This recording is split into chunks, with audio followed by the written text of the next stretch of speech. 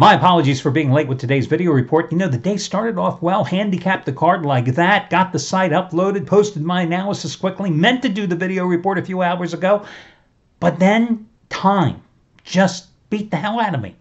I've been racing against the clock, and the clock kept winning. I'm sure you all had those type of days. So yesterday on the video report, I gave you two bits of advice. The first was to go in the NBA and take Golden State as your free play. The other was, I thought Netflix was going to have a disappointing earnings report after the bell. Well, it's a good thing the Warriors were a winner. 8-2-1 with the complimentary plays over the past 8 days.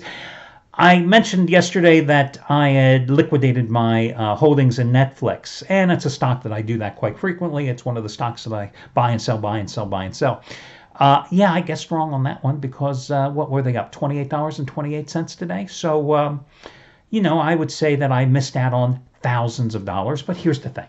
You know, I look at the stock market kind of like I look at gambling. I don't celebrate the wins, nor do I lament the losses, because the fact is, over the years, Netflix has made me Netflix has made me tens of thousands of dollars. That's how it goes. You know, I mean, you know, my portfolio, you know, I have the bulk of my portfolio, of course, is traditionally invested in families of funds at Vanguard and American funds. You know, those are the ones I don't lose any sleep over because they're in there for the long term. And then I have, you know, a stock portfolio that, you know, the ones that I research, just like I research teams from the Missouri Valley Conference and Conference USA and college basketball, you know, stocks at, you know, I have a portfolio consisting of like, Costco and Burlington Coat Factory and Dollar Tree and LaSalle Hotel Properties and Blue Links Holdings. There's a nice little stock that's made me a fortune the past couple months. McDonald's, Microsoft, Intel, Apple, PayPal, Applied Materials, Las Vegas Sands, MGM, Red Rock, XPO Logistics. You know, I mean, these are ones that I pretty much am always in. But then I have what I call the home run stocks. These are the stocks that I go in and out, in and out, in and out. And Netflix has always been one of them. And Wynn has always been one of them. And Lam Research, the semiconductor stock, has always been one of them. And those are the stocks, man, you got to be able to celebrate the highs. Excuse me, not celebrate the highs and not lament the lows, because you can have those very volatile days long before January 26th, too. I mean, that's just the way it is with those stocks. So, didn't make money today. Didn't buy it again today either, because tomorrow, if I own Netflix today and I was up 28, I'm taking money off the table tomorrow. So, hey, that's how it goes. Now, what I do lament, though, is what was I doing taking that $15 best bet on the 76ers last night? Man, what a poor performance against the Miami Heat. So, listen, the guy that has the big play tonight would be Shawn Michaels. Looking for a fourth straight winning day. $100 best bet yesterday, which you got for over half price off, was on the Golden State Warriors. Tonight, it's on the New Orleans-Portland contest. Shawn and I have the exact same play. I think he's right. So, anyway, you get it for over half price off by using coupon code HOOPS, HOOPS. Let's get to the complimentary play. I've got two of them for you. Washington, Toronto, and also in baseball on Arizona and San Francisco at Chase Field. Cool place to see a game, by the way.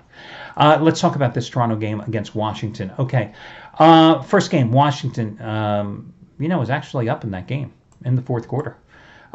Before Toronto finally pulled away, did not get the cover. It was an 8-point favorite, the Raptors were, and Toronto won the game exactly by 8 points. But they finally got the onus off of the franchise, finally won an opening game in the series. They didn't win because of Kyle Lowry and DeMar DeRozan, because once again, those two guys failed to deliver in the postseason. Yeah, that's right. Did not win because of those two guys, because they combined to go 10 for 26 and finish with the 28 points. They won because their bench, which was the fifth most productive bench in all of the NBA this season, outscored Washington's bench 42-21. They won because Serge Ibaka had a big game, 23 points and 12 rebounds. They won because DeLon Wright had 11 of his 18 points in the fourth quarter. They won because they shot 53.2% for the game. They won because they had 6 players in double figures. They won because their depth, they had 11 players play in that game, 6 of them double-figure scores.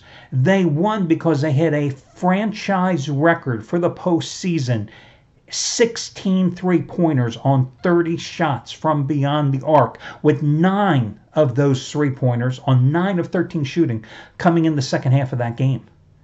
Listen, the Wizards were up 96-95 with 8:39 to play in that contest before Toronto scored 10 straight to take the lead and ultimately hold on. John Wall had an okay game, 23 points, 15 assists, but only 6 for 20 from the field. Wizards shot 47.7%, but they lost that game.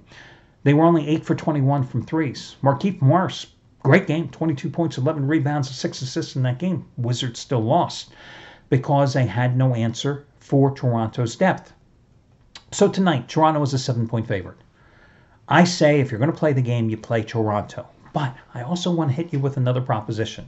How about this 2-team teaser? Basketball teaser, 4 points, right? How about this?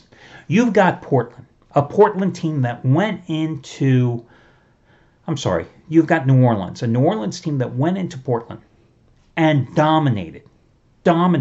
Forget about what the final score was. Portland was dominated by New Orleans in game number 1. Pelicans were up in that game by 14 points with 6 minutes to play, right? You got New Orleans as a 6-point favorite tonight. You could take Toronto down, right? From 7 points down to 3 points at home against Washington. Now, I like Toronto at -7. But give me Toronto -3 in that 2-team teaser, okay? Then you could take, I think either way, right?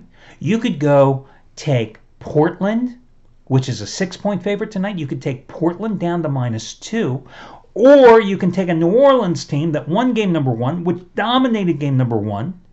You could take New Orleans up to +10 in game number 2 to complete the teaser. Here's the way I would do it, and this is going to be your complimentary play.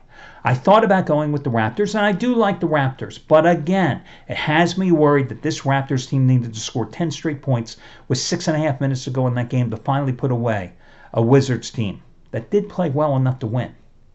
Instead, use the 2-teamer, use the 4 points, take Toronto, a 7-point favorite, down to 3. Take New Orleans, a 6-point underdog that won outright in game number 1, and take New Orleans up to 10. Toronto -3, New Orleans +10. That's your complimentary play, the 2-team teaser. Baseball. Arizona is a 130 to 135 favorite tonight at home against San Francisco. Now, the Diamondbacks just completed a 6-3 road trip where they started in St. Louis. They went to San Francisco. They went to the Dodgers. They won 2 out of 3 in each of those series.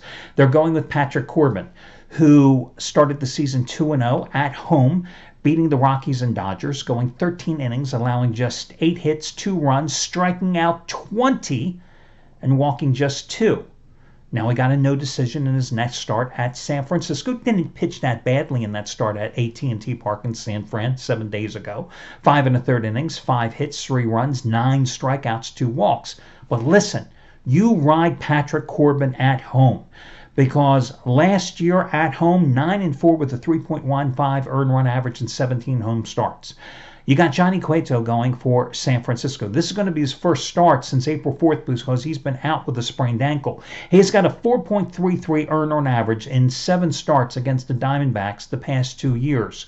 Now, he has a great record in those 7 starts because the Giants supported him with offense.